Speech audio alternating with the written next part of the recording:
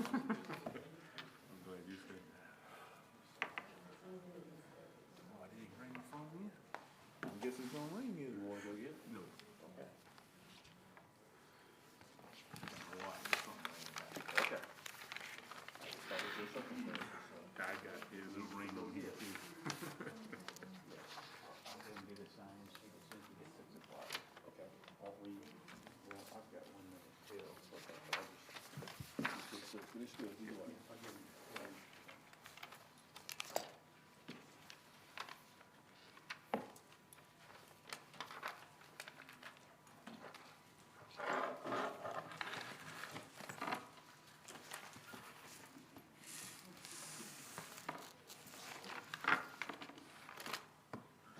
Look at that, old-fashioned. Ain't that something? I have arrived. this one, I could really, long short. She's a deputy. Okay. So, long short, is her name, I couldn't figure it out. Yeah, she's getting on board. She might not have realized. Yeah, she's getting on board. Yeah, she might not have realized. No, she lives with mine. She lives on the way boy really with me.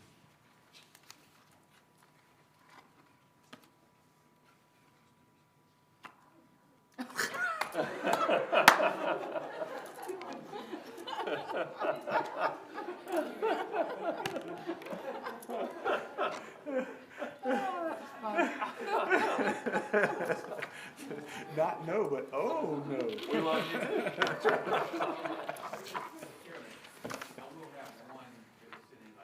Okay. All right, and, all right, that's good.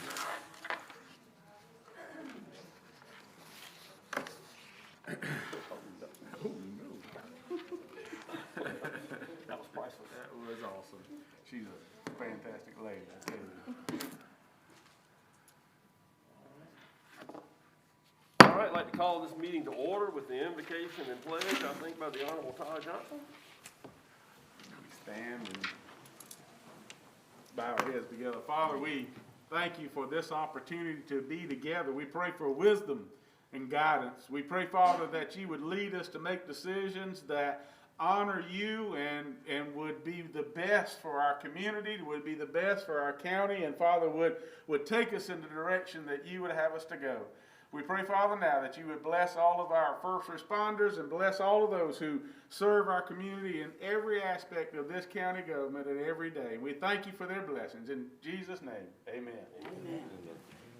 I pledge allegiance to the flag of the United States of America and to the republic for which it stands, one nation, under God, indivisible, with liberty and justice for all. I'd like to thank all of you for being here tonight to participate in county government. Due to us having one person who is doing video conferencing through Zoom, we're going to go through our roll call. Nick Shealy? Here. Les Hill? Here. Mary Arrowood? Here. Todd Johnson? Here. Buddy Livingston here. Johnny McScurry? Here. Travis Reeder? Here. Thank you. All right, item number 1, additions or deletions. Do we have any additions or deletions to the agenda? None. None? Hearing none, do we have a motion that we adopt the agenda as presented? Motion by Mr. Scurry, second by Mr. Shealy. All in favor, including Mr. Reeder? Yes, unanimous.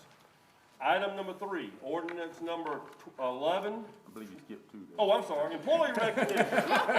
Thank you. You have come out already as a good vice chair. You are the man. County Council, it's a great pleasure out of recognizing those who have served our county, and just being able to recognize them. We have actually gotten to the point where we do have a lot of people who have gotten multiple years, and we really appreciate that. Tonight we have Haley Decant, 5 years.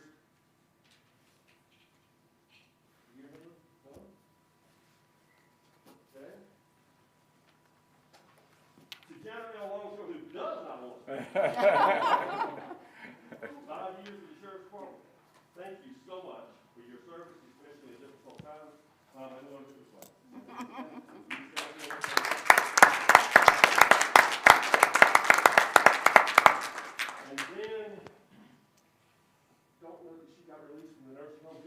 45 years of service. Wow.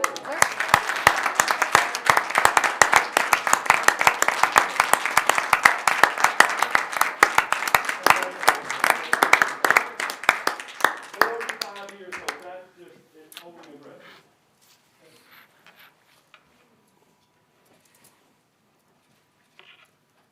What Mr. Lucas did say is he will be out of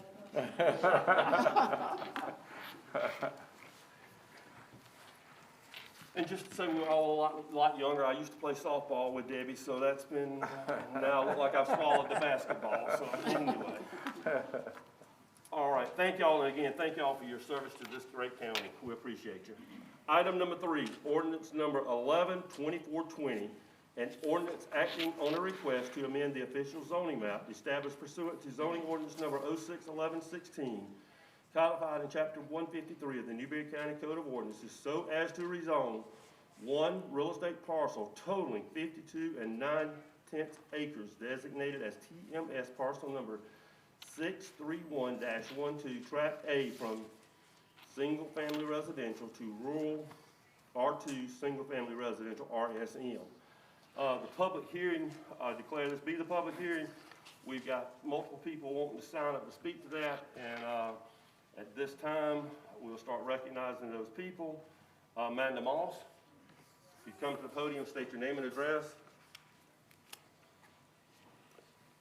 I'm Amanda Moss. I live at 3153 Highway 773, Pomeria. I've been talking one-on-one with the builders, and they have, made some concessions, making the lot sizes just a little bit bigger on some. My arguments are still the same, about the added rooftops and the more congestion of the traffic and the schools and our emergency resources in the area. I understand that, we need growth, and we're not, in the Pomeria Prosperity Community, are not objecting that. It's just a whole big neighborhood all at once, would be just what we see as detrimental to the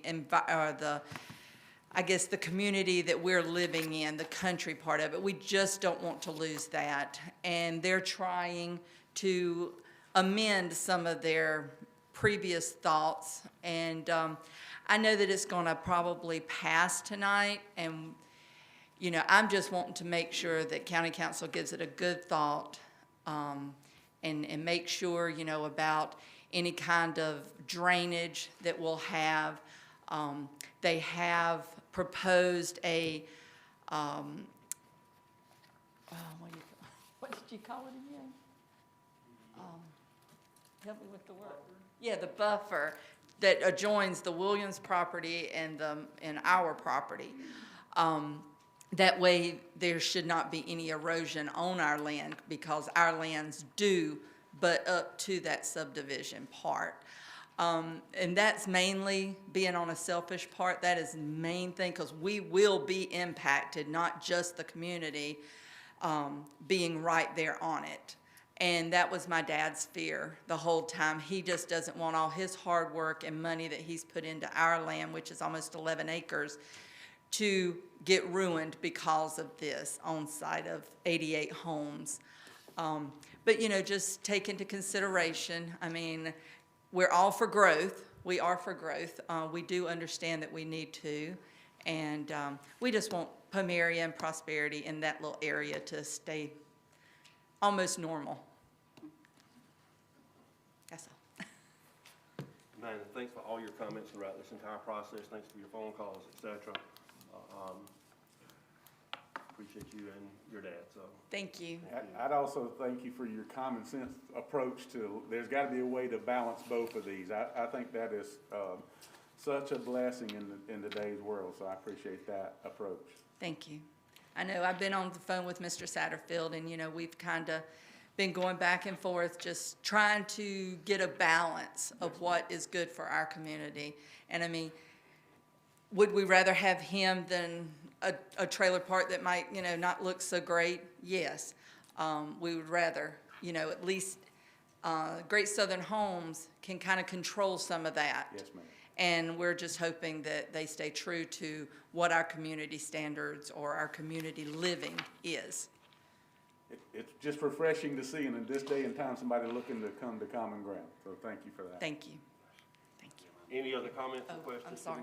I think partnering with him to have a common bond is gonna help get the things you want, like you said, the buffer and the things. Some of the other things you're concerned about, the drainage, that's part of the subdivision, what we call the plat that goes through zoning, all that has to be taken care of before they can actually do any sales or any construction. So there are other safeguards to help that. Yes, ma'am. Yeah, he talked me You through talked that it, too. yeah, Yes, it's a big ma'am. process, it just doesn't end here, Yes, ma'am. and there are protections in that zoning, so they'll see that all that is done properly. Thank you. And if I'm not mistaken, there's an engineer that finally looks over all that. Is that right, Wayne? Yes, ma'am, it's a contracted engineering firm. Yes, so before they can sign off on everything's done, it has to be done according to that. So, Thank you. I just appreciate y'all hearing us out and Yes, just ma'am. listening and taking all that into consideration. Thank you. Okay, thank you. Next on the agenda, on the sign-up sheet is Mr. Ronnie Counter.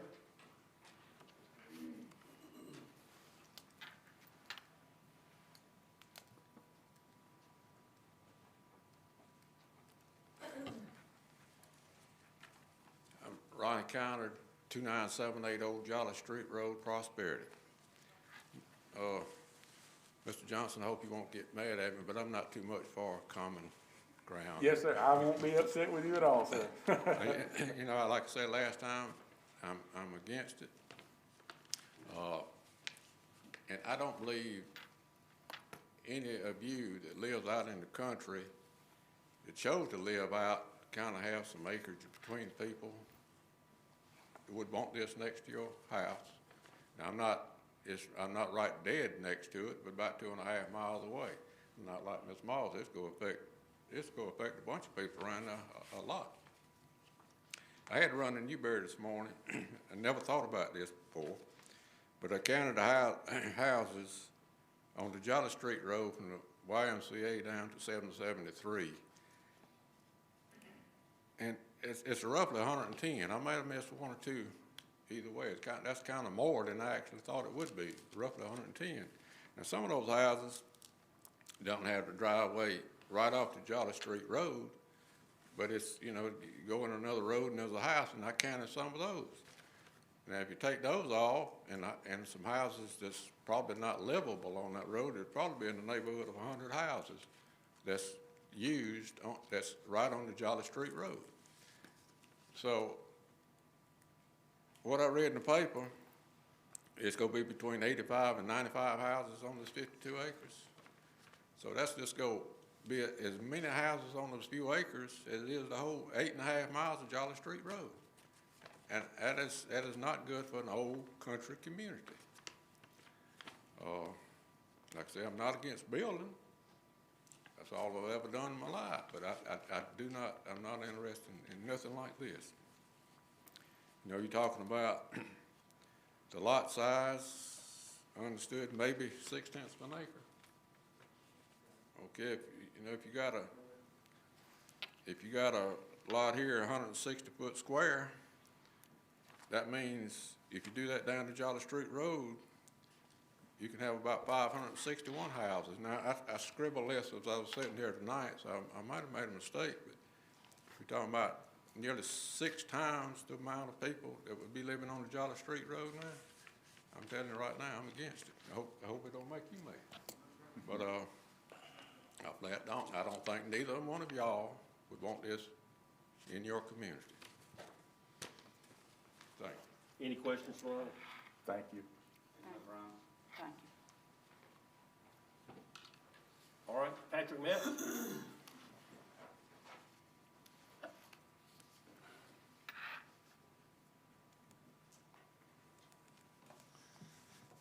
I live at 69 166 US Highway 176 in Palmyra, South Carolina. And I'm about 2 miles from where this place is fixing to be developed. And I was here when they was kind of discussing this stuff, doing the changing of these ordinance and stuff for these different, like the R2s that happened. R2 is residential, and that's 1 acre property. And that's kind of what's right above this piece of property that's going to be developed. It's about 1 acre to 2 acre houses. And then also this piece of property is a R2 that could be 2 houses put on it per acre. And then I don't know, and with the R2, there cannot be no mobile homes on this piece of property or no commercial property. But in the RSM, I know theirs in the developing the houses and stuff, but you're going to almost have about 2.5 houses per acre. On a 2 acre block, that's 5 houses. This is a 52 acre tract, and I know you got to do water. I know that erosion, roadway, all the utilities and stuff like that kind of come into play. That's probably about 10% of it to about 20. So you take that off, that's about 10 acres. So you're looking at 40 to 45 acres. Yes, he is probably about right with his number of houses he planned on putting on this piece of property. But I'm against having it rezoned to the RSM because there's going to be more houses in this area when this piece of property could stay as R2, where 1 house is per acre. I know I got the list. I don't know if y'all went through there, what can be put on these things, on the different zone areas. R2, you put anything you want to put on it. RS, you can't, like I said, mobile home or any kind of buildings and stuff. But RSM, there's a couple things in here that dwelling is a 0 lot line, meaning you can build a little bit closer to it. Then also, like I said, a manufactured home can be put on there. I know he's probably not going to do that. Also, I know they talk about a homeowner, HOA, but also a commercial piece of vehicle can be parked inside of this thing. But I know he don't have a homeowner association. He can restrict a lot of this stuff. But he still got to meet the county ordinance in building this subdivision. But I don't think we need, I don't think we need to have it at RSM because we were asking for 90 houses. And when there was all this, you just go right across outside of Uberry County, across the line, you can see what had happened in the last 4 years when they was deciding on how to write these ordinance and stuff and restrictions and things on what can be built. I know the setback and all of that. Won't find out until he does his plans. Maybe he'll tell us a little bit more about what his plans are on this piece of property. Then I might agree, but I don't agree on that many houses coming into this area. And this is the first one that's going to probably be in Uberry County, and just how many more are going to be behind it. And Forest Ridge, that's inside the city limits, is a kind of an idea of how this piece of property will be going to look like. Thank you. Appreciate the opportunity to come and speak. Any questions for Pat? I don't have a And crap. also, I'm glad I talked to a couple of y'all. Y'all know how I feel on it. Absolutely. And I just- also, when all this stuff was done back in 2016, only 3 of y'all councils, Lester Hill was there, Chairman Buddy Levis, and Travis Reeder was the 3 that was in the planning of all this here, getting it changed. And we discussed that at many meetings. And we will discuss, whenever that time come, and that time have came, that we need this in our county, that bigger operation, the biggest house developed coming in Newberry County, other than right now Forest Ridge, I think, in a small amount of area. Thanks. All right, thank you. Next on our list is Ms. Becky Boland.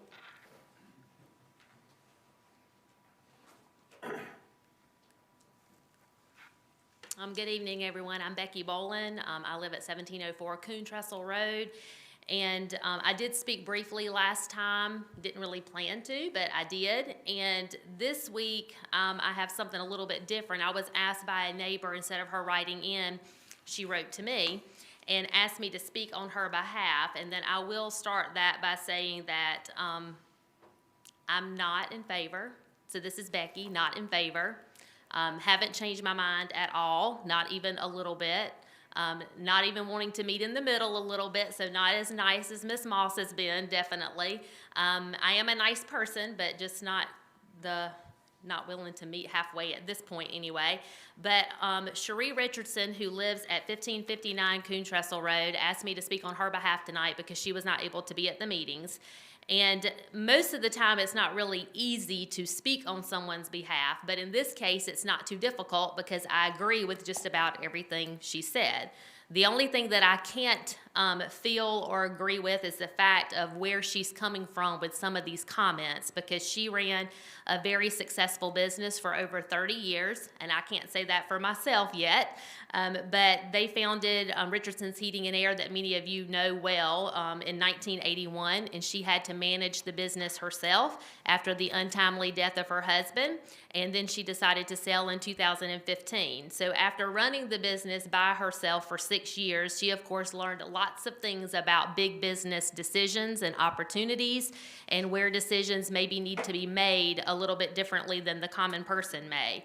But she understands the need for profit, and she understands the need for growth, and to get from point A to point B, you must maintain smart growth.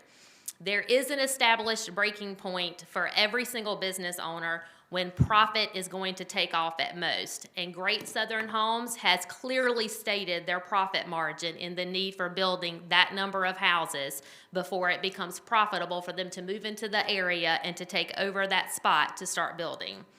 But she feels that this is not smart growth for our area. Sometimes a small town, and even the people in the small town, might need to be reminded that it's not quite time to get too big for our britches just yet, because we're probably not prepared for it. A few issues that Ms. Richardson wants me to point out tonight is that schools cannot support this growth. That is a given. The numbers are there. It is black and white. There is no talking back and forth about that part. Traffic will be an issue. The roads are in terrible shape already. And what will the construction do and the many more added cars do to the already crumbling roads that surround that area?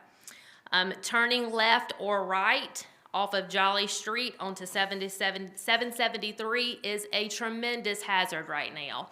If there is anyone sitting up here at this table tonight that has not ridden down Jolly Street Road and turned left and right onto 773 and even come from the St. Paul Church community area and taken a left from 773 onto Jolly Street Road, you need to do it before you vote, because you don't know what it looks like unless you've done it a couple of times, preferably in high areas of traffic. School going in and school going out is a good time to try it if you'd like.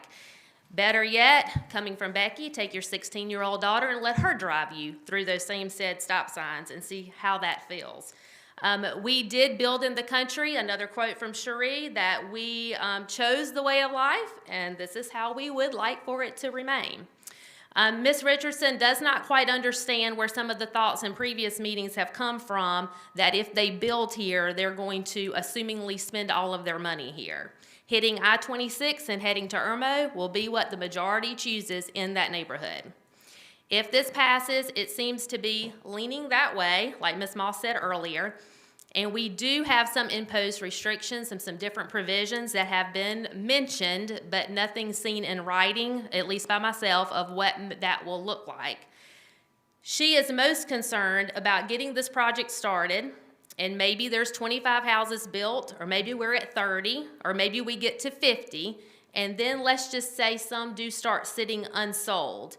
And then Great Southern Homes decides to cut the losses and sell what's left. What happens then when the new buyer takes over? Will we have any control at that point on what to do with the other half of the unbuilt property? That is going to be the scary part. What happens down the road if a shift in the economy happens, and it can at any time, and the shift to bad is certainly possible, especially in today's time. These are some of her main concerns, along with many of the same ones being shared by our neighbors. There is smart growth, and then there is growth just to say that we went and had some growth. So let's make sure that we're choosing growth for the right reasons, and that it is smart and that it is controlled. And 90 homes in this one cow pasture is neither of those things. When we are looking at that cow pasture that I go by almost daily in my entire life, I go by that cow pasture to get to my parents' house, my two sisters' house, my daughter's best friend's house, and to go to Newberry when I decide to take that trip instead of going I-26. So I promise you, I go and turn at that stop sign many, many, many times a week. And if I look out there and just stop, and if you haven't gone again, I think you need to go before you vote, and you park your car there and look, or just slow down a little bit on that country road. Hopefully you're not rear-ended, number one, and number two, I want you to really truly envision 180 cars being parked in that cow pasture. And then envision 300 cars being parked out there. And then envision, if it's like my house, like I said last time, 540 cars being parked in that cow pasture. And then sprinkle in 90 homes. And tell me what you see. I see a mess, and so does Cherie Richardson. We are pleading for those that voted not the way we choose to please reconsider your vote this time. This is the chance right now to stop this from happening. In the future, we can decide to add more development or maybe even a housing development in that same cow pasture. But adding it now can never be taken back away from the community. It only will go where we continue in that direction. So this is when it's easy, before it starts, and I plead with you to please think about what Ms. Richardson sent me with tonight, and then also my thoughts as well. Any questions? Questions for Becky? Becky, when do you see the right time for something to happen? The right time for something, as far as something like this? I think building a home division is right at any point in time when done correctly without so many homes in one area. Just in that small of a spot. You know, I think Mr. Boozer last time mentioned that we did have a very small development of homes that was built there in front of St. Paul Lutheran Church the last couple of years, and that fits nicely in there, even though it's on a very dangerous curve, but we won't go there with that. Same situation on the curve there at 773 where it meets Jolly Street. I think there needs to be a lot of infrastructure to happen and seen improvement on before we start adding more into the mix. Any other questions? Thank you. Okay, you're welcome. All right, next we have Mike Satterfield.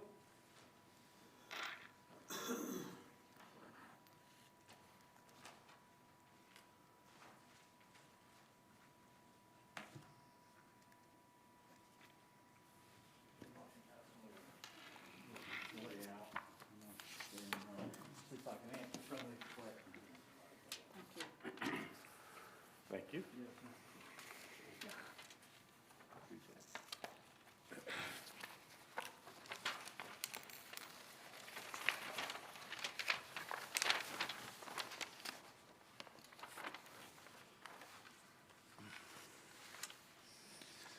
I'm Mike Satterfield, and I'm Executive Vice President and CEO for Great Southern Homes, and my address is 90 North Royal Tower Drive in Irmo.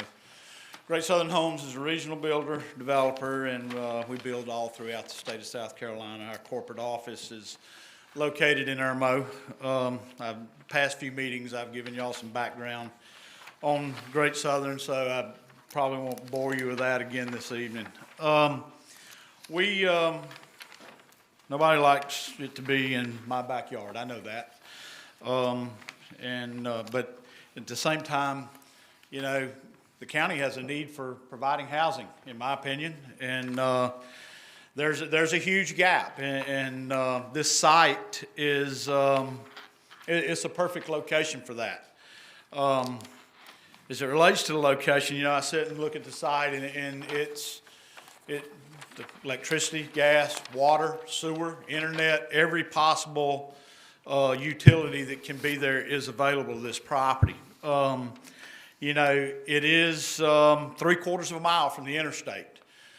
Most of the people who use this property, you know, unless you're carrying a kid to elementary school or going over to Wilson's store, you're probably not going back to Palmyra. You know, most of the traffic is coming out. 3/4 of a mile, they're going to hit the interstate. They're going to Newberry or they're going to Irmo. So impact from a traffic standpoint, I think it is fairly minimal. I'd like to take the opportunity to talk about the site layout. We have had numerous conversations through this process, and we've tried to take some of the concerns of the neighbors or constituents in the area and include them in the plan. So with that said, I've included a copy, but you know, I'm going to share kind of what we've done and see if I can walk through kind of where we are. The site is 53 acres, and we're proposing 88 homes. That's an average of 1.7 houses to the acre. Today's world, I know, you know, I listen to everybody talk about the number of homes on that size parcel. I don't know that I could take you to a community today and if I could, it would be very few, in Richland or Lexington County that even offer this size lot. Everything is smaller. Lexington County is going through a rezoning process right now where they're changing their road classifications and zoning classifications, and what they're amending it to is 4 to the acre. I mean, and that's a huge, I think they were at more of 8 to the acre, depending on road classification. We're not even close to that. So in today's world, and I'd said it at a previous meeting, you know, while I know people like myself enjoy the acreage and the stuff around us, that's not for everybody. This location is, like it or not, it's the next band coming in from Columbia and Irmo and Chapin, and Newberry and Columbia are going to grow together. And if you're in the middle, you know, I didn't create it, but it's coming at some point in time. You know, that's just the way that is. As it relates to lot size, you know, like we heard last time, you know, half acre. Well, we have got 23%, or actually 20 lots. The ones that are dotted in red are half acre or better. We've made that amendment to the plat. We have a buffer that's going down Jolly Street Road, and then through talking with Amanda Moss, we've added a buffer down the backside of her property and the common property line to help, you know, to try to screen and protect some of the surrounding neighbors. So it's pocketed into the 53-acre site. You know, the pace of this thing, let me talk a minute about the timeline. You know, if this thing goes forward, it would take us 9 to 12 months to permit it and bring lots online. We would do that in phases. You know, I could see us developing this in 2 different phases. then here again, it would push out about a year. Once the vertical construction started, you know, I listened and it's like these 88 houses are gonna appear tomorrow or next year or whenever it may be. That's not the truth. This is gonna take a while. You know, in this marketplace, I would project that the community sells at a pace of 2 a month. It'll take 3 to 5 years to go through this process. So it's not like you're burdening the school system or anything else overnight with all these cars that were mentioned or all this, the impacts on the school. I mean, if you built 24 houses and people moved in within the course of the year and half of them had kids and some went to the elementary and some go to the middle, the impact may be 12 or 15 additional kids in an elementary school over the course of the year. So point being, this is 3 to 5 years before all this, you know, before it's completed. You know, I hit the buffering and the fencing. We'd mentioned in previous meetings the CCNRs, and I provided, you know, Mr. Shealy, we spoke, and I told you, you know, we're not far enough along to that we've done anything. We've not done any engineering. Or obviously finished CCNRs or stuff like that. But what I gave you is a table of contents of a typical set of CCNRs, and the things that are addressed are very, very broad. You know, we want to you know, provide a neighborhood, and we can consistently do that continues to look good. I mean, things like fencing and what you can do, keep maintaining your house, the type of outbuilding, if any, that you can put up. You know, cars on blocks, all the things, you know, entrance maintenance, all these things are addressed in there. You know, by the way, if you don't keep up with it, then there's a lien that is filed against your property, and then you're assessed a fine if you don't pay it, or they lien it until you close it. I mean, it's serious business. You know, we have a third party that manages it. We're involved in it all the way through until the last house is built. You know, so they're there for protection. They're there to keep the neighborhood looking nice and keep things in check. That being said, you know, I would be willing to try to answer any questions, but that's where we are today. I feel like that, you know, through the process of the last 3 meetings, that we have been able to do some compromising. We have been able to communicate with the ones who've reached out and tried to address concerns, and we would continue to do that going forward. So I appreciate everybody's time. All right, questions from Mr. Satterfield? Anybody with any questions from Mr. I Satterfield? just wanted to make a few comments. Y'all have been building in Autumn Cave, is that correct? Yes, ma'am. Are any of those homes anything close to this, or they're more upscale? Autumn's K would be a little more upscale than this, yes. Yes, ma'am. Because those are very, very nice. Yes, ma'am. Other questions? All right, thank you, Mr. Satterfield. Are you the same that built houses for Walter Shealy? Boys Farm. We did the Boys Farm houses. Yeah, they call them cottages, but they're 5,500 square feet up to, I think, 7,500. Yes, sir. We were very, very involved in providing the housing for the Boys Farm. In fact, it's one of the best projects that I've done in some time. We were able to help them grow that, which they haven't been able to do for a number of years. So we actually donated probably $1.5 million to the Boys Farm, just for a record. I mean, so we've been in the county. We try to do some things right, help where we can. You have a good track on building houses. And I hope to keep an open line with this community and construction site. I would intend to. I mean, like I say, nobody, I said it before, nobody wants not in my backyard. I get that. But, you know, and I'd said it in a previous meeting, I mean, it's And as I said tonight, I didn't create it, but, you know, the Newberry and Columbia are growing together. I mean, and y'all got industry coming into the county, and I went online, I'll be totally honest with you, I went online and looked, one day this week at, you know, houses that are for sale in Newberry County. I went on Zillow, and if you look, you'll find some stuff that we have down at Autumn's Cay, which is in a 300, and that's probably average sales price of about $325,000 to $350,000 as a lakefront community. And then there's a big gap. It goes all the way to the older houses in town that need to be revitalized, and in between, there's not a lot. Not a lot at all.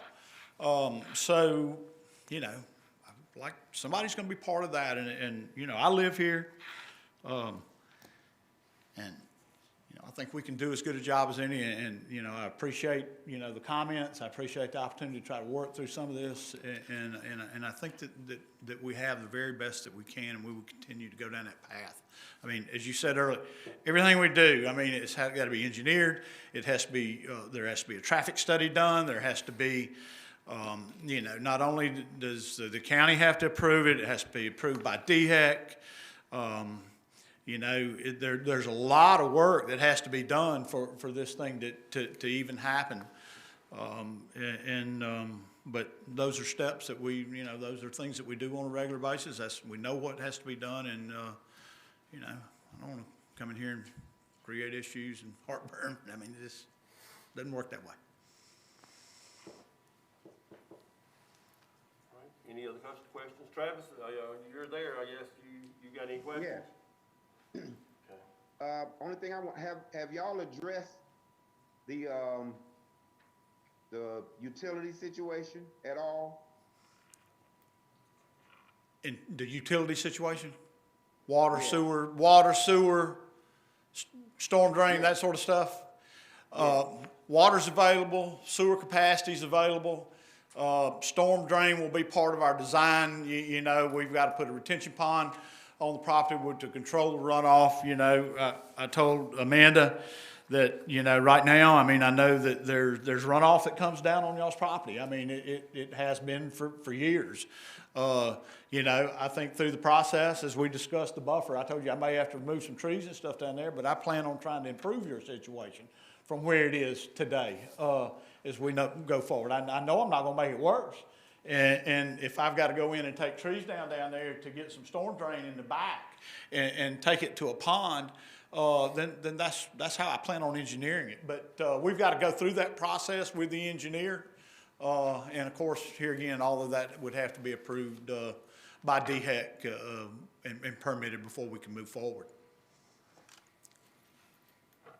Gas is also available in the internet. So from a utility standpoint, it's all there. All right. Other questions? Chairman, Mr. Satterfield, have you met with others other than Ms. Moss from the community?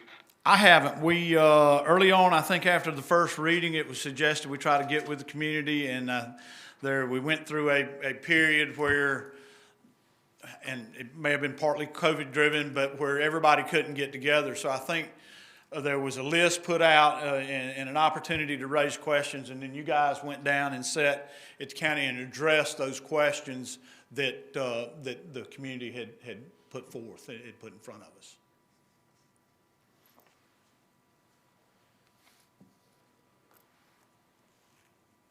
Other questions? But we were ready, willing, and able as we went through that process, I can tell you that. And I don't think anybody Would you would still dispute be ready, willing, and able if we delayed third reading until the next meeting or 2 meetings from now? to sit down with the, To make some more contact with those in the community and them contact you. And what I'm thinking about is, you know, we need development. We need homes in Newberry County, but we also need to protect the homeowners that are already in that agricultural rural area. They're not in the metropolitan city of Newberry area, they're in a rural area. There's a reason for that, they want to be. And I would like to see some contractual, even if there's and thanks to Nick for making this available to me, but there's a Title VI, Chapter 31, South Carolina Local Government Development Agreement Act that I don't know if this could be applied here, but it allows for the seller, for the developer and to establish some contractual agreements that go beyond the zoning regulations. Because a lot of things can comply with a zoning regulation that don't necessarily meet the expectations of the community. I'm sure you build great homes, and in fact, Ms. Boland even made a good point that, we wish the best for our future economy, but none of us has got a crystal ball. Sure. And so it would be good to be able to once again reach a contractual agreement with some of the community that you can make a profit and that you can move forward to build some houses, and yet the community also would be able to accept the terms that would be agreeable to them, and they could be contractually agreed to. And that's what I would like to see this third reading delayed for another meeting or two. I know that's costing you money, I'm sorry, but there's a lot of goodwill involved here with the community. You want goodwill in the community. I know we want goodwill in the community. Nick and I especially, these are our constituents in this area. They voted me to come here and speak for them and to be their voice here, and their voice is clear to me that they're opposed to this. I would rather us be able to reach some compromise where both parties would be able to move forward. And so I'm going to be proposing that we table third reading and allow again some negotiation and possibly using this Local Government Development Agreement Act as a way of a compromise here. I'm not, I can't think of anybody that I'd rather have build buildings, homes in Newberry County than you. You have an excellent reputation. But we also have people in that rural agricultural neighborhood that's why they're there, and then they don't want this. Sure. No, I understand that, and I'm not familiar with that act, that, that you're, I'm sorry? I think county attorney. Mr. Chairman, Mr. Pitt, in order to do what you're proposing, before we can even come together for a development agreement, we have to pass an ordinance. County Council would have to pass an ordinance authorizing us to be able to enter into development agreements. So that's 3 readings of public hearing. And the development agreement is between the county and the developer. It's not between the developer and the citizens. And okay, I understand that, except, we have zoning regulations now that are not being enforced because we don't have the staff and our zoning and planning department to get out. You can go down Dennis Dairy Road, and I can point out some properties that do not meet our county regulations for zoning. And so I just would like to, if there's another way that we can have an agreement, a legal document, a legal agreement that commits you to those things that you've agreed to commit to, that could be a compromise. Okay. Never done that. And what, just so I understand, what would those things be? I mean, give me an idea. I mean, you talking bigger lots? You talking, like I'd mentioned, no mobile homes. I'll deed restrict this thing from now to the end of the time that there won't be a mobile home put on it. Sure. So once that's done, that can't change. So I'm not sure what things would be in that agreement, in terms of, I can tell you, in terms of lot size and what we're proposing. I'm at the end, I'm done.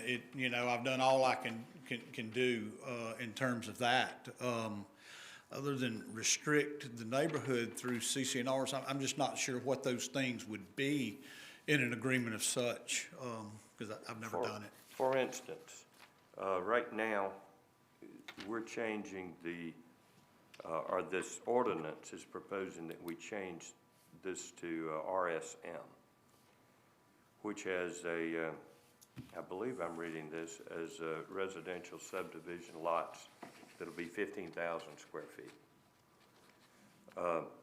What you've proposed here has a number of lots that are over a half of an acre.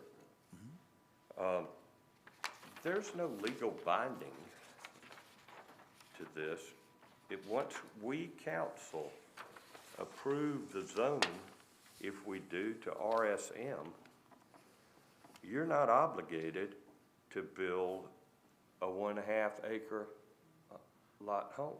You're only obligated to build a 15,000 square foot lot home. Once it's zoned RSM, if you decide to sell your company, maybe you're going to build homes on a 1/2 acre lot, but maybe the person who buys it from you will not. So that's where I'm saying somehow or another we need to bridge between what you're proposing and what the limitations are for the zone. That's what I'm talking about. Okay.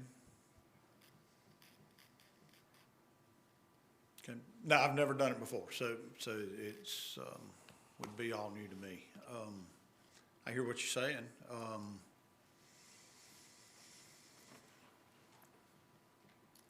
I've had a little issue in the past where, and it's not been very recent, it's probably been 6 or 8 years ago, where we had somebody come before council and wanted to get a zone changed, and the agreement was, well, this is what we're going to build. And what they built was not what they said they were gonna build. But once we changed the zone, our control was lost.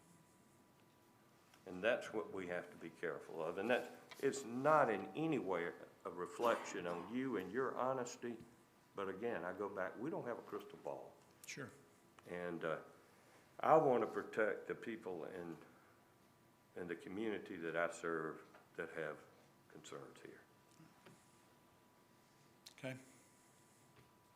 And I'll second that. I'll certainly like to push back the third reading for a little bit till we do a little more research, possibly get some community involvement, and then just research this agreement a little bit further.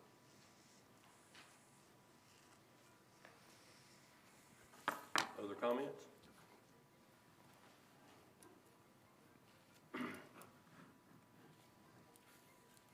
All right, with that being said, I think we have Mr. Boozer on for the next. Andrew Boozer?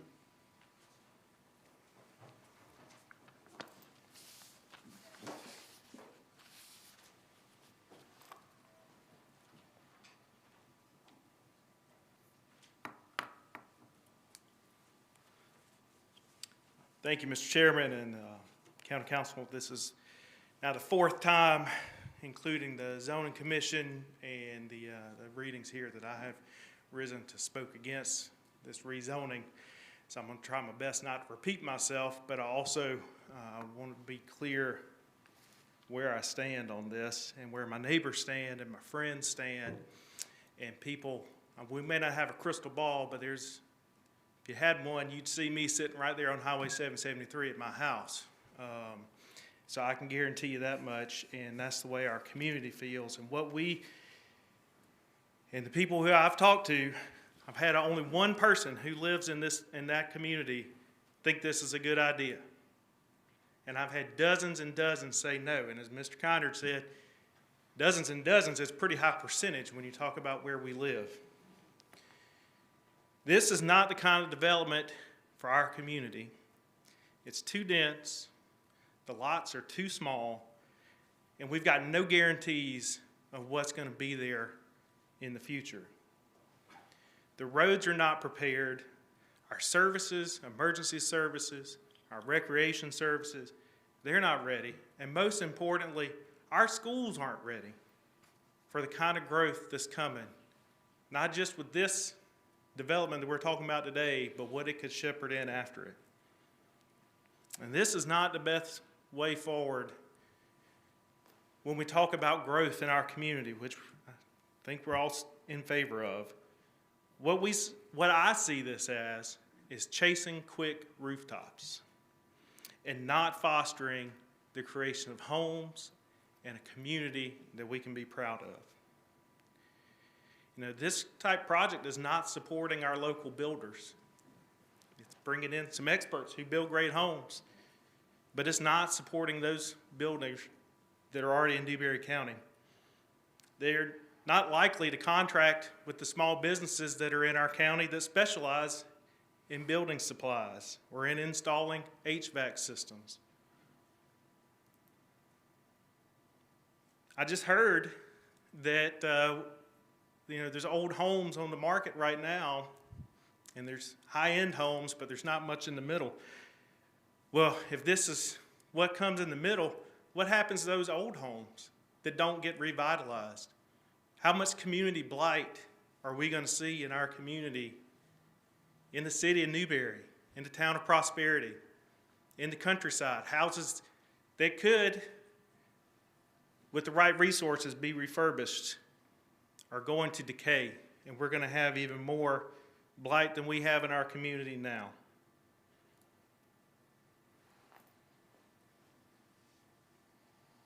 You know, I think I just heard from Mr. Hipp's comments and the response from the county lawyer that, you know, there's probably some ways we can do this stronger and better, but we're not ready. We're not there. We don't have all the pieces in place for this kind of development. There's a better path forward, and now's the time for us to find it. Because if this is voted on tonight and it is passed tonight, the toothpaste is out of the tube.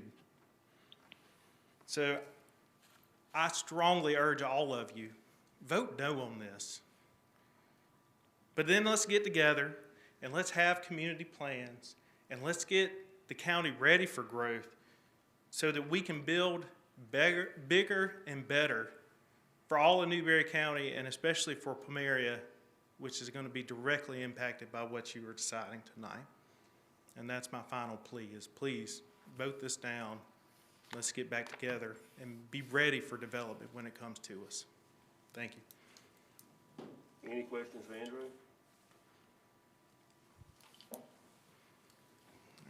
Wait a minute, are you saying that you want to wait for a better structure to come in?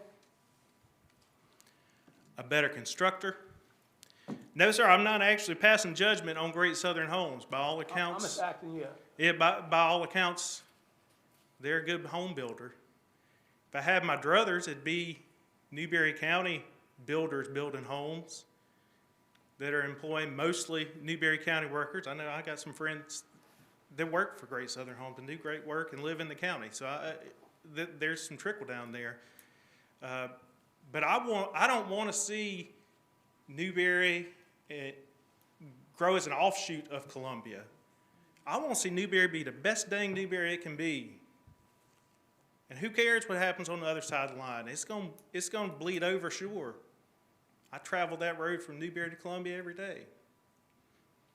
But we need to focus on what you're here today and what you're elected to do is make Newberry the best it can be. And that's what you ought to be focused on. Yes, sir, Mr. Scurry, you have a follow-up? No, that's fine.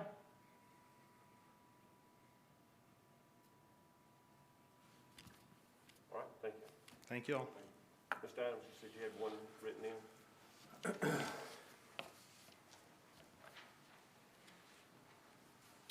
This is a comment submitted by email from Tom Abraham. Dear council member, a lot of residents in Newberry County are for organized and planned growth. I have no objection to anyone constructing a new subdivision that meets the requirements of planning and zoning that we all agreed to. The proposed subdivision is requesting for Newberry County Council to ignore the requirements we agreed to.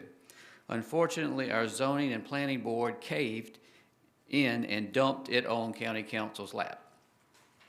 The developer wants to cram 1/3 acre city lots into a rural residential area that requires 1 acre lots. Basically, this will create a high-density population that will stress the infrastructure of Newberry County tremendously. Newberry County is just now starting to see an improved commercial and industrial tax base. This is the base that pays the burden for infrastructure. We watched Lexington County struggle with high-density growth with a minimal commercial industrial tax base in the 80s and 90s. That is why their residential taxes increased tremendously to support all their new schools, fire rescue, etc. Let us learn from other counties and not readily commit the same mistakes. The citizens of Newberry County adopted planning and zoning to help our county growth be organized and to add value to our quality of life. Stressing our infrastructure and higher taxes is not what anyone wants. New residential taxes from this proposed subdivision will be a drop in the bucket compared to the added burden. I hope the developer will adhere to Newberry County planning and zoning and not Newberry County ignore what the citizens adopted. Respectfully, Tom Abraham. All right, thank you. All right, I think we have exhausted everybody that's on the proposed, public hearing speaking. Thanks again for each and every one of you coming and sharing your thoughts. And so with that being said, what are the wishes of council? Well, let's just go, I guess let's have a first and second, well, let's just have a discussion right quick before we go any further with a motion either way. So, discussion. I think, you know, I've kind of made it clear that I think it will, there may be some time urgency on Mr. Satterfield's planning process. However, I think it's better at this point to see what can be done to develop a compromise between the community and Mr. Satterfield on this, and to allow some more time to see, because by Mr. Satterfield's own admission, he's not sure contractually what could be developed that would obligate him to meet what he's agreeing to versus what the zone actually requires, which is, if you go to the RSM zone, he's only obligated to do a house per 15,000 square feet, which is even less than what we're looking at. So anyway, I'd like to see us delay third reading to allow some more time to do some more research on this. That's just my comment.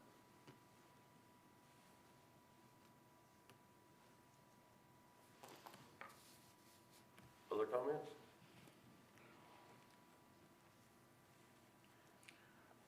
And I guess this is much more of a hypothetical question. I started to pose it to the last gentleman that spoke, and I decided that was not fair. But if he were to contractually agree to what he has proposed here, would that change anybody's mind in the community? Because if we can seek compromise, I'm all resolution, not compromise, resolution. If we can resolve this where everybody's happy, I am all on board, and I think that is the way to handle it. And I don't think we're ever gonna make everybody. That's what I'm saying. So that's gonna change anybody's mind if we put it in the contract, or is it still gonna be that's too many houses in that area?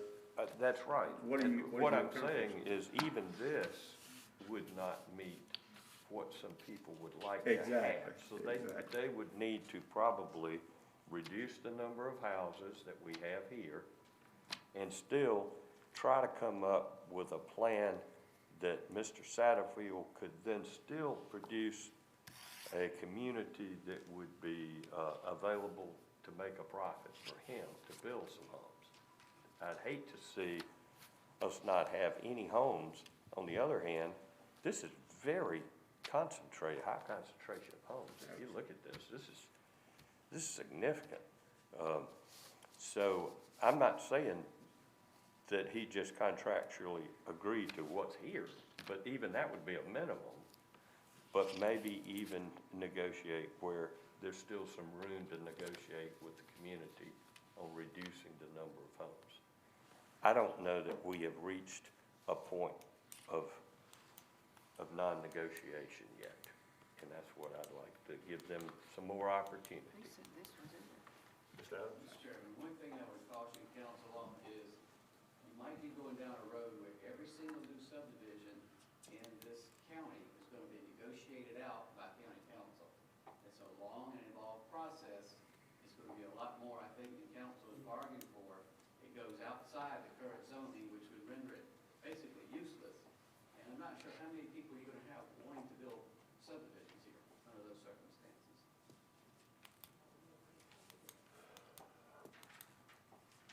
Well, I would definitely like to have more time to look over their, proposed CCNRs and, see what all it consists of. At least give me a little bit of time to look over those and see what they're obligating themselves to, before I agree to anything. So what I'm hearing is you want to delay third reading until next council meeting? What is a reasonable time to allow the community and the contractor to get together again and try to reach some agreeable resolution? And I don't, to Todd's point, we're not gonna, not everybody's gonna be happy here. No. I mean, that's clear. But what I would like to do is try to make everybody happier. Even if you went with 1 acre, that's gonna be 50, 53, 54, 5 homes, right? 1 acre, you got mine inside all the erosion and road and stuff. What I see up there, you're looking at about probably 5 acres, 5, 6 acres in roadway there, so you're down to 50. There's 10 acres.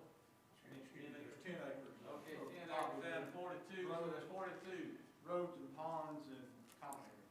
That's I guess my that's question 42 is, houses. with that is, how many people would have 42 homes in there? We can't, I mean, it's, you can't, I mean, right now, he can put on 1 acre, and he can, also, what little bit he got, he can put 2 houses, I think that's across the front there, where it's zoned. I mean, his drawing there shows across the front there, he do have about a house, he can do that, but the other My question 5 is, acres how many people would be happy with that thing being there with 42 to 50 houses that has spoken tonight? We wouldn't be here tonight. There would be no need to rezone. That's right. He could start that project. No, I'm just saying, how many would be happy with that? He That's can not do what it we're right here now. about. We're here because it's being rezoned. Rezone, that's the problem, rezone more houses. Okay. But he's saying that It doesn't if it matter. Don't was matter about sold, that, I mean, rezone, when it's rezoned tonight, that's, We're fighting Right, for yeah. rezoning, Yeah, we're I not fighting understand for that. more houses. but the land's gonna sell, Cromers are gonna sell that land. But if we keep it not changing the zoning. Okay, but then he's we're saying protected. if he were to go in and build 45 homes now, would the community be happy with that? we can't. No, I would not, but that's not why we're here. I understand, I'm just, You're just putting it out there. I don't, I'm just saying, you gotta Would, stand. would you rather have, Mr. Chairman, if we're Not gonna zone- open, excuse me just a minute. wait, If we're gonna open the door to negotiating every housing development, not changing the zoning is not gonna change that. If we're gonna say in our ordinances, if our purpose is to say, whenever there's a housing development, the community's gonna have to agree, then you're gonna get these same kinds of objections. I understand people don't want anything near them developed, because you don't lose anything that way. I mean, you've got the wide open space that belongs to somebody else, and you continue to enjoy it as you always have. But if we're gonna say that every time somebody develops a subdivision in this county, that they've got to go through a long collaborative process with their neighbors, and council's gonna figure out a new way of zoning to make that community happy, it will go on forever. You will have either very long council meetings or very few subdivisions. Mr. Adams, I don't think that's what we're talking about here. We were talking about rezoning. We have zoning regulations in place today in that area that he can buy this property. Let me finish, please, sir. I know you're anxious, but he can buy this property and build homes on, in accordance with the zone of R2 and, what is it, R2S, RS? And none of these people would be here because it would not require a zoning change. We wouldn't be having this discussion. But they'd still be unhappy with certain things by their own admission and want to make agreements like the one you're talking about. But this is a public hearing on a zoning change. They would not be here. He would be complying with the zoning regulation already established under ordinance by county council. Also in that though, there wouldn't be a requirement for any type of CCNRs. It could be a totally unrestricted neighborhood where anybody can build whatever you want. You can put whatever in the yard, you can put cars on blocks, and you can do whatever. Well, we still have other. That's the way it is, so would you rather have what we propose that is restricted and has some guidelines and things that protect all that? Or would you rather have acre lots and roll the dice and let it turn out to be whatever it is? All right, Andrew, I saw you raise your hand. I'm gonna give you, got a comment, and we go move forward with something, okay? Are people watching online able to hear what's happening? Yes, sir.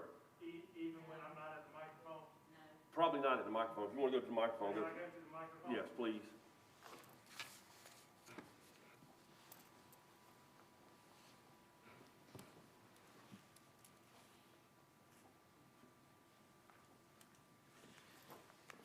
Thank you.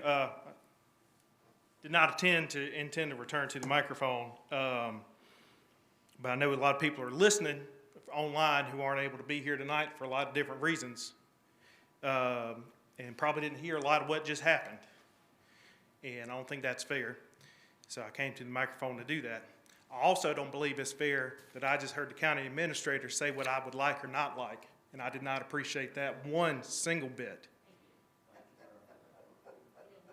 What we are here today about, and what is the business before this county council tonight, is the rezoning of that property. It's not how many houses, how big the house is going to be, when it's going to be built. None of that's consequential. What's in front of you tonight is the rezoning of that property. And from everything I just heard in this discussion for the last 3 or 4 minutes, that some folks may or may not have heard in this county, is that we are not ready for this.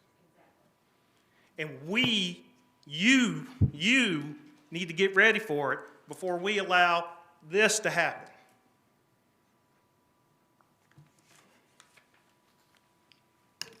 All right, thank you, Andrew.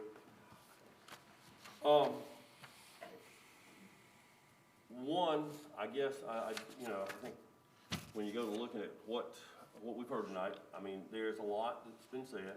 I will share that I've had some phone calls from people who are less fortunate. I know each and every one of you that's spoken tonight have land, have family members that have land, and have places for your children to live. I had one call me who made the comment, my children had nowhere to live, so they're living at the Village at Hilton. I guess when you talk about parties, I don't like to talk about parties. I'm on a Democratic ticket, and I'm embarrassed to say that to a certain extent because of the platform that they have with abortion, et cetera, et cetera. But I'm Republican, I'm for less government, and I think we're probably sticking too much government in here, telling people what they can do with their land, or as Mr. Cromer's selling his. I've been friends with a lot of y'all for a lot of years, and I live out there in that area. But when we go to looking at economic development, and we have to check the box, we don't have housing. When we have our own children not being able to live close enough to their loved ones to take care of them. And there's not a lot of land in our area. that people can buy to have their own children live close by. And again, this stupid stuff with social media, so much of it is so much fake stuff, false stuff, et cetera, but you get people who are saying, we don't have grocery stores, we don't have shopping, we don't have this, we don't have that. Well, guess what? We're getting eliminated because $45,000 to $50,000 is the population that they will start looking at your community. We don't have that. I guess I'm standing up somewhat for the less fortunate because every one of you that has spoken tonight probably have over 50 to 100 acres of land in your family. I'm fortunate enough I do too. My children can live in that. But I do hate seeing kids had to leave our community. And again, I spent 32 years in education. Most of it because I love kids. I hate seeing our kids have to leave this community to go find somewhere, and then when their mama or dad is falling, they got to spend 30 minutes getting to their house.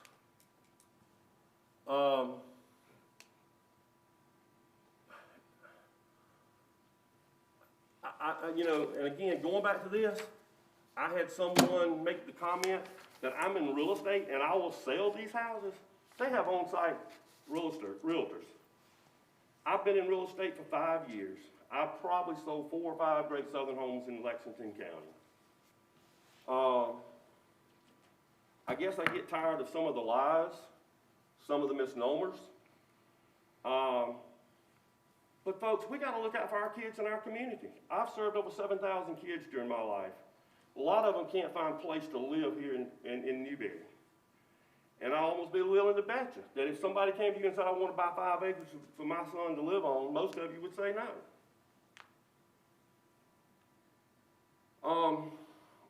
Again, if you're not growing, you're dying. Yes, there needs to be some controlled growth. But I've got an app on my phone. I rode around through the city of Newberry. There's not many lots in Newberry that's over 0.33 acres or 0.4 acres. Now again, I know we're talking city of Newberry versus a rural development. There's some hurdles that they've got to clear. SCDOT is going to have to do traffic studies, etc. DHEC's going to have to do runoff studies. It's a lot of stuff yet to be accomplished. As far as a council member, yeah, I represent that area. And again, it may cost me my election, but part of here is what you're doing is what you're doing for what you feel is right for Newberry County. Tell me where our kids, our children, our grandchildren, where are they going to live? If nobody's going to allow them anywhere to have a possibility. Where is, I don't know, I guess where are we looking out? And I guess this, I don't know. I guess just with that being said, I'm a little concerned. I mean, it's not going to make any difference at the end of the day whether they come here or they don't come here for me personally and my kids. But if what we're seeing and hearing on here with Facebook, with people wanting better shopping, better jobs, etc., sooner or later, we've got to concede that we're going to have to face some change. Andrew, I know there is no crystal ball out there, and I appreciate you, and you and I have had this conversation, and I've told you I don't know what's truly right, but at the same time, where do we go to allow people to have a place to live? Is this the best scenario? I'm telling you, with millennials, I'm finding out, and retirees, a lot of them don't want an acre of land to keep up when they come home. One of the people that told me that his daughter went to the village at Hilton, he said, they want to come home and do what the heck they want to do. And the village at Hilton's a relatively nice neighborhood, if any of you know where it is. He said they want to come home and basically get on social media, get on Netflix, go on the weekends and do what they want to. They don't want a big yard to keep up. You know, when we talk about this opportunity or not an opportunity, I don't know how you want to look at it.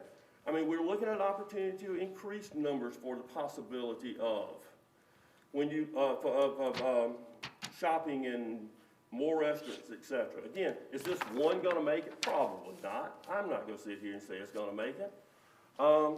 But we look at the opportunity of expanding our co-op's power usage, which means that we would have more power usage, which could potentially mean lower rates for everybody. Again, the odds of that are slim, okay? If you're getting into telling people, again, I don't want to see, how would y'all like to see this being a complete mobile home park? I mean, that's something I don't think any of us want. Right now, the way it's zoned, it couldn't be. It'd have to be rezoned to do that. But, I mean, there's so much worse that could happen. We could have a much worse developer, I think, out there. We've got a developer that showed good faith, Ms. Moss, going and trying to work with her personally on her property lines. I don't know, I guess I just don't know what we're willing to want, and I'll be willing to bet you if this was 15 miles away from anybody just sitting in here tonight, they wouldn't be here tonight. I think that's probably a fair statement. Newberry Landing out here is doing a whole lot smaller lots than this, and again, that wasn't the county council, when that was the city council, but my understanding, there was very little frustration with that. But again, I want us to have growth, I want us to have controlled growth, I want us to have places where our children that aren't as fortunate as the ones who have spoken tonight, along with myself, have a place to go.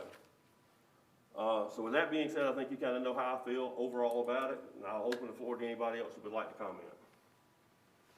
Mr. Chairman, I'm totally for growth as well, controlled growth. I would like to see it the third reading postponed so I can have a time to look over the CCNRs and possibly get, I mean, it is my district. I would like the opportunity to get my district together and talk with Mr. Satterfield and go through the CCNRs and make sure that he's going to hold to all this. That's my recommendation.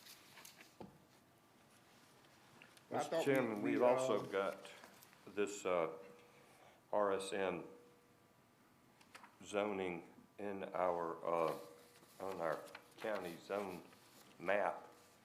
How many acres do we have currently zoned RSM that could be developed and used for small houses like you're suggesting, that's already appropriately zoned that we don't have to rezone this? If we've got that zone designation, there may be land already available. Ms. Peters, do you have an idea of how many acres or RSM zoned property in our county?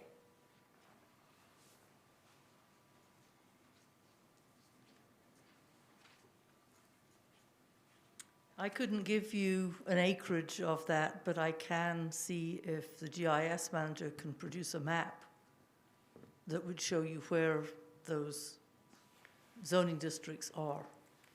That would help, because to your concern that you just identified, buddy, it's not like we're having to do this zone because there's no other RSM zones available for this size housing.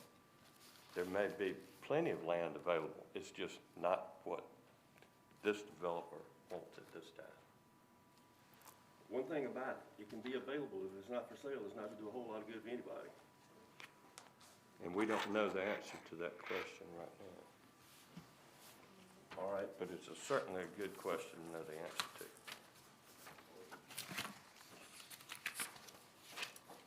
All right, at this point, what are the wishes of council? Sir? Oh, yeah. We have a motion to close the public hearing. All in favor? All right, public hearing's closed. All right, what kind of motion do we want to have tonight? This third reading. We have a motion, a second, or what do y'all want to put into it? I'd like to make a motion to table third reading for at least until our next meeting and possibly the meeting after that. But that's up to discussion as to whether or not we can postpone it 2 weeks or 4 weeks. You heard Mr. Hip's motion?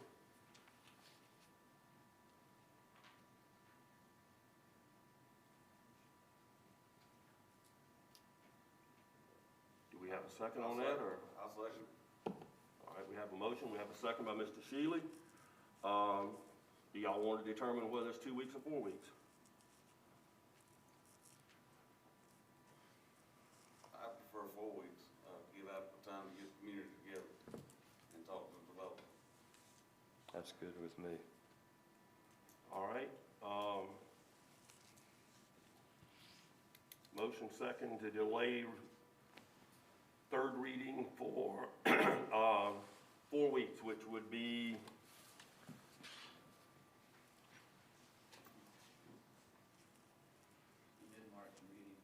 mid-March? March what? 17th? All right, so do we have a motion and a second to delay this, the third reading until the 17th? Before we Discussion. call for the question, yeah, I'd just like to ask a question, and that would be, I think we need a plan forward, and I think we need to agree that in a month, we ought to be able to answer the questions and determine one way or the other and agree that we're gonna vote at that point on this, that's ample time to get any information we need and get all this together. And have clearly announced community meetings where they have an opportunity to come and input that, working with the builder schedule as well. I'm all about it. I'm all about, let's make everybody, I love that community. I've called ball in that community for, I don't know how many, 35, 40 years. That's why they don't And love you. That's right. I'm an honorary Palmerian according to the mayor Hintz in Palmyra. So and so the last thing I want to do is make that community feel like this council abandoned them and chose a builder over them. But also the last thing I want to do is reject progress for our county by saying, I just don't want it because I just don't want it. And so there's got to be that compromise. So I think this might be a wise decision. But I think a month is ample time that we come to we're not going to kick it anymore after that. Mr. Adams? Chairman, I think one thing we need to, if we're going that way, is to say, who is going to be holding these meetings? That was kind of what I was saying. We need a plan forward, not just. If it's the council members who want to hold it with their constituents in their district, then I think that's one thing. There's not a provision for this in the Planning and Enabling Act for the county to do this. Right. This should be with the council members and their constituents and the builders as they like. And that was actually where I was headed. I think, whatever those are, we need to start kind of laying those out. Cause that contractual thing sounds like to me that if we are in that contract and we deem that the builder violated the contract, the county is now in the unwinnable situation of suing the builder on behalf of the county for a contractual dispute, which could take forever and 10 moons more to try to resolve. Meantime, they're doing whatever they want to do. You know how those contract disputes work. And that's all it is. It's not an ordinance, it's not a law, it's just a contract dispute which is settled in civil court. Which is better than a verbal agreement. Which is better than a verbal agreement, but not much better, based on the way the court systems tend to negotiate contract disputes. You usually get a special referee who kind of does whatever they want to do, and you end up in a bind. And you have arbitration, and I think That's the special referee. Arbitration is the special referee. So, at least you have, some controls in place. Completely agree. Not Completely absolute, agree. but some controls. It's a gentleman's agreement that's written down on paper, for lack of a better synopsis of it, so I get it. But yes, I think, if you want to have meetings, if you want somebody else to come, I'd be glad to come down, because I do want the community to feel like they've had input in this. And I do want these folks to feel like, we care about what they're saying and we hear them. But it's illogical on its face to be building industrial parks on one side and not have anywhere for those folks to live, and see them move out of this county and pay their homeowner taxes and vehicle taxes and everything else in another county while we're doing fee and lose. That gives me heartburn to watch that money right out of Newberry County every time. I agree with you 100%. So, I think we've got to be able to do that. I will take it upon myself to get with Mr. Satterfield and arrange time to meet, with myself, him, and whoever in District 4 or any districts out there that want to come meet. And I'll partner with you on that. I'd like to hear the comments. I'm hearing as many positive comments and maybe more than I'm hearing negatives. And again, that's fine. I want to do what's right for this county. Absolutely. The bottom line is what is right for this county. I do believe when they go, the CCRs with the community community, it will help some, because they don't know what it consists of. Yeah, because what we just got was, of course, it wasn't table of CCRs, it was just a table of It contents. doesn't help you much. How long do you think it will take to coordinate that meeting? What I would like to see, if we could potentially move it to the next meeting, would be great, but I know we got it targeted. But could we get that meeting, you think, scheduled relatively quick? I think it could, as long as Mr. Satterfield's open, I can make it available most anytime. And again, for the people that's here, is, I'm asking this, just kind of coordination and logistics. Is the open area school good? See why not, yeah. We can probably get Darrell Hens as mayor of that one, hook that one up for us relatively quick. I'll make contact with Mr. Satterfield and arrange it just as quickly as possible. All right. So at the latest, it will be the second meeting in March. All right. All right, we have a motion, we have a second, any other discussion? All in favor, and I'm gonna call it by question since we got Mr. Reader out. Mr. Reader, you in favor of that? No, You're not in favor of that? no, because we actually delayed second and third reading because of the fact that they could do this. Okay. And now we delaying it again because they didn't take advantage of the delaying of the second and the third meeting. Okay. Mr. Shealy, obviously you second it, so you're in favor of. Ms. Kemp, you're in favor of it? Ms. Arrowwood?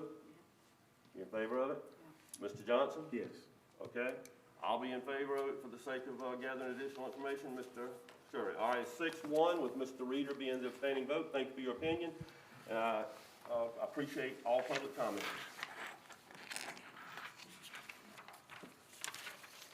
All right, item number 4, 02-0421, an emergency ordinance to suspend temporarily the normal operating procedures applicable to the meeting of county council, to declare of a state of emergency with regard to county council's continued ability to conduct necessary business of the county, to provide for emergency procedures for public meetings of county council during said emergency, and to provide for continuation of said procedures upon extension of this ordinance by county council. Mr. Adams? Mr. Chairman, this is the same, it's a new iteration of the same ordinance under which council is meeting tonight, which allows Mr. Reader to join us virtually. Under council's normal rules, council is not allowed to meet virtually through telephonic or electronic means. This emergency ordinance, the same as was passed on December 30th of 2020, would extend that for another 60 days unless it's sooner revoked or extended by county council. All right, heard the explanation by the county administrator. What are the wishes of council? I'm all in favor. I'm sorry? I said I'm in favor. I'll Okay, make the motion motion. So I'll second make by the motion. Ms. Arrowwood. All right, all in favor, Mr. Reader? Wait a minute. Oh, before any you vote. discussion? It's that guy again. Just as a comment, I don't know that I don't feel like I'm the only one who would say, instead of let's doing this every 90 days, that we just move into a motion that allows it as a practice across the board rather than having to revisit this. I think the technology is here, that we're capable of doing that. I think if you did it, it's gonna have to take away the emergency ordinance and just make an ordinance Right, totally that's what I mean. independent of. That's what I mean. The only problem you have is that's not on the agenda. No. I'm talking about approving this tonight, but asking you to draft an ordinance that would go through the 3 readings that would allow this practice to continue. But I don't want to do that on my own if everybody else isn't in agreement with that. I think it's a Same good thing. thing. All right, all in favor of moving forward with I this and agree then with that. just advising the county to work forward toward that? Okay, all in favor? It is unanimous. Mr. Reader, you good with that? Yes. Okay, join hands. Thank you. Taking advantage It's a of it. little That's bit of a right. delay. And that would be for all the subcommittees as well, instead of having to do those. Well, right now, we had our first meeting this way with Planning Commission last night, and I will say we would not have had a quorum had we not had 2 people. Well, we needed at least 1 person virtually, we had 2.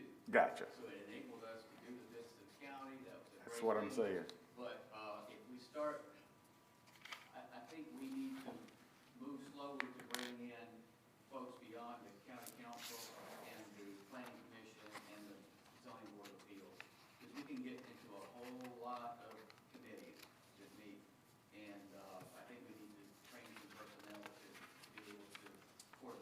Fair enough.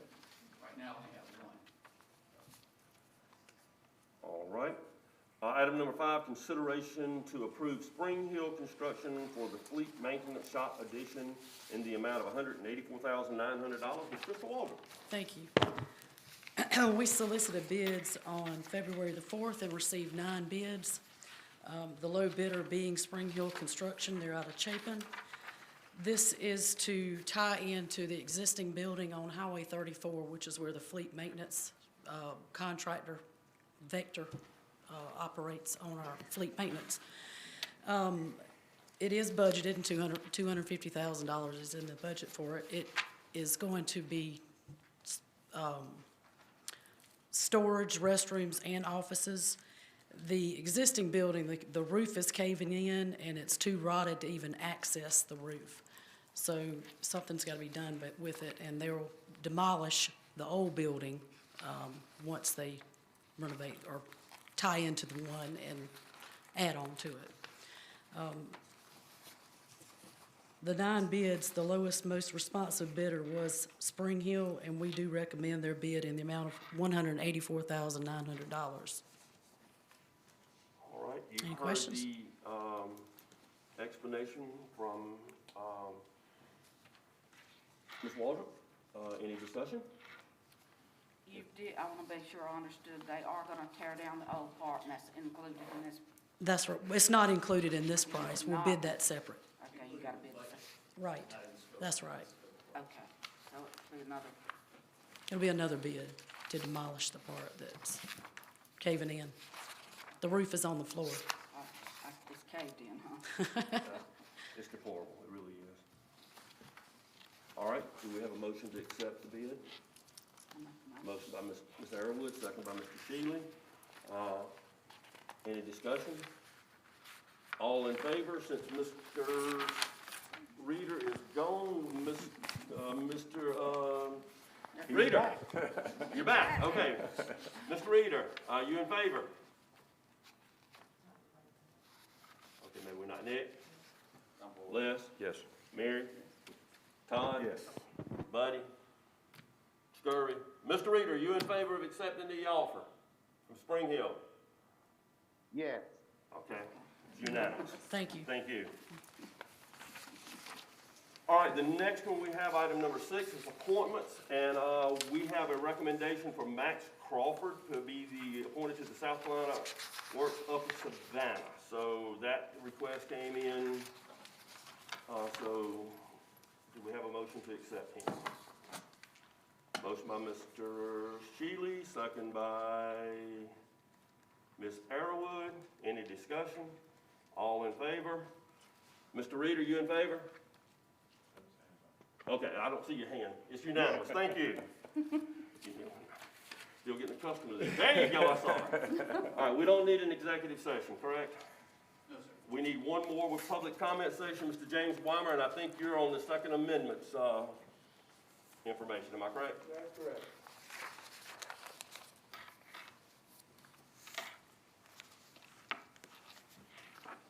Well, I checked the internet agenda on the council and see that the sanctuary ordinance that I proposed back in February 3rd, no movement on it, or it's not wasn't on the agenda. Just we'd like to know what status of it is. Okay. Can I shoot on the, you and I have had some conversations. I thoroughly enjoy speaking with you. Same. I just have some, you and I talked about my quandary is just not putting a deputy sheriff in the position of standing up against federal law enforcement. So there's got to be some resolution, and so I know we've asked you for time, but I'd just like some time to see how we can accomplish that. But that would be my quandary, my heartburn right out of the chute. Oh, and I understand that. Did you get an opportunity to check? I did. You gave me a website, and I did look at that, and The Anderson County resolution? I have not found the Anderson County resolution. That'll probably pacify your concerns there. Gotcha. What about, as far as, with the Tothaker, where's your position on this as far as getting a draft and get it submitted? Mr. Chairman, Mr. Wimmer, I have provided a memo as attorney-client protected the council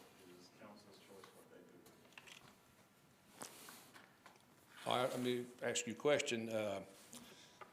I have a copy of the Anderson County ordinance, or the Anderson County ordinance that they passed in July of 2020. Would there be any problem with you taking that draft, or that ordinance, and drafting mirroring it for Newberry County? I've provided advice to council, and if something's to be done, council has to direct it. Okay, Mr. Chairman, where are we at with this then? It's We back have on not the made a council's decision lap. of that. Do you have that with you tonight? I do. May I have it? Absolutely. Or may I have a copy of it? I can get somebody to run copy of it. I've got enough copies, a little bit weak. Okay? Along with my eyes. You said that's weak and my eyes are weak, so that's a deadly combination.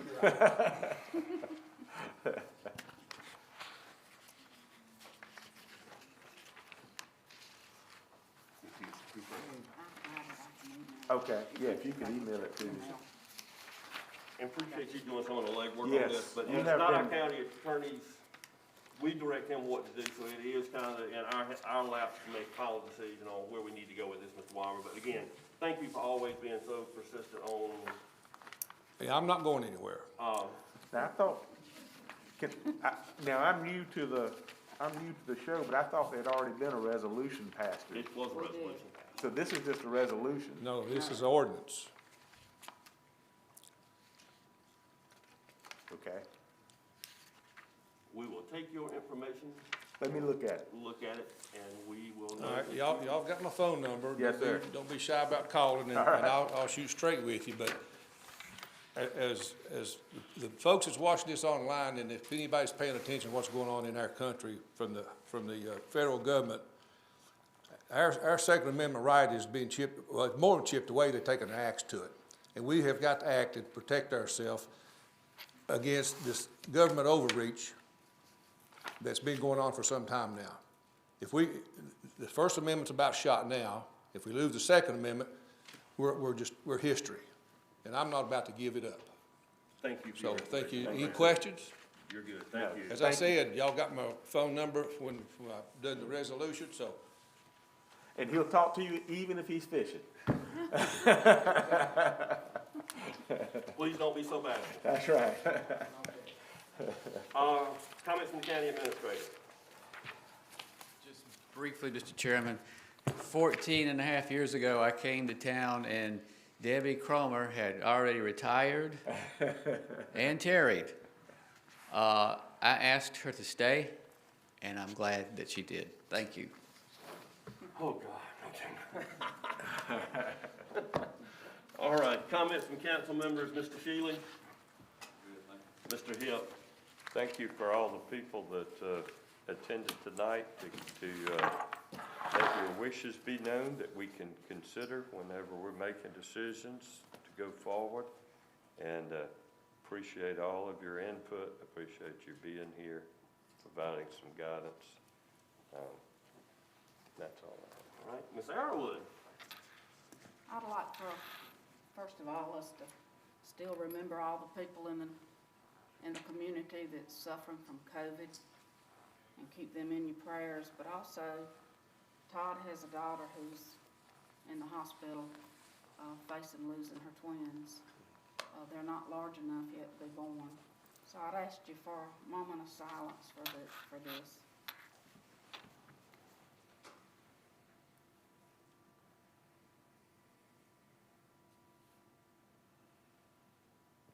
Thank you. Mr. Johnson? Just appreciative of everybody that came out, and I just wanted to thank you. I meant to do it while you're up. You come to council whether there's anything on the agenda for you or not. So you are a blessing, and that's right. I appreciate that. I appreciate that so much, and I don't want anybody to think that the county council is deaf to them and weighing these decisions. Somebody was texting with me the other day and said those have got to be hard decisions, and they are. Because you're trying to see the future and figure out what's best for not just one, but the greater good, and they're gut-wrenching. And I don't want you to think that we do it without a lot of prayer and a lot of soul searching. So, but thank you for coming and your input. Amen. Mr. Scurry? I beg you to please think about Newberry County. not my family, not your family, what's best for the county. The growth, the cut down, the shut down, go up, go down. Do you realize 90% of Sapson stay in Irmo? No houses in Newberry County. If we grow our county, we'll grow grocery stores. My child can move back home, your child can move back home. Now everybody got land, not selling it, they're keeping it. If we don't provide a place for our grandkids, your grandkids, they'll be in Atlanta, Charlotte, everywhere. Want to bring them home. Think about bringing kids home, a place to stay. For the poor families, not the wealthy ones. Think about the poor families of Newberry County, nowhere to stay at. If you feel like they don't need to be here, vote no. If you don't want to make room for my grandkids, your grandkids, it's no matter, it's what we look out for. And you all have an obligation to help Newberry County out. And I'm praying for you. Extend your need for Newberry County, not for my family or your family, for the whole county. Thank you very much. Mr. Reader? Yes, I just like to say that everybody need to say a prayer for everybody all over this country. Looking at the news earlier today, they said it was only 3 states that didn't have snow, and South Carolina was one of them. We need to say a prayer for not only the people here in South Carolina, but we need to say a prayer for everybody all over the United States, that they may protect themselves. We're having too many natural disasters along with the COVID. So please keep everybody in your prayers. Thank you. Thank you, Travis. Final comments from me is, again, thanks to every one of you for being here. If it wasn't important to you, you obviously would not be here. So again, we welcome you to come out. We can agree to be disagreeable, but we need to disagree agreeably. So with that being said, and I know there was a comment made to Mr. Adams a while ago about didn't appreciate his comments. We pay Mr. Adams a pretty darn good salary to be advising us as to what's to be said and what we need to try to look at. So, And to be clear, Mr. Chairman, the zoning vote is not the zoning map, is not, I didn't express a preference on that. I don't care one way or the other. It's this process that Mr. Hibb has proposed that I am concerned about. yes. But anyway, we do appreciate him guiding us and keeping us out of legal troubles, et cetera. So with that being said, do we have a motion to adjourn? No, we got additional meetings. Let me get those. Personal and intergovernmental, February 22nd, Economic Development, March 1st, County Council, March 3rd. All those are at 6 p.m. And y'all, I'm gonna be the first one that's gonna get here at 7. Y'all gonna say it's over with. So I'm just too entrenched in the old. Now do we have a motion to adjourn? Motion by Mr. Hill, second by, all right, all in favor? We are adjourned.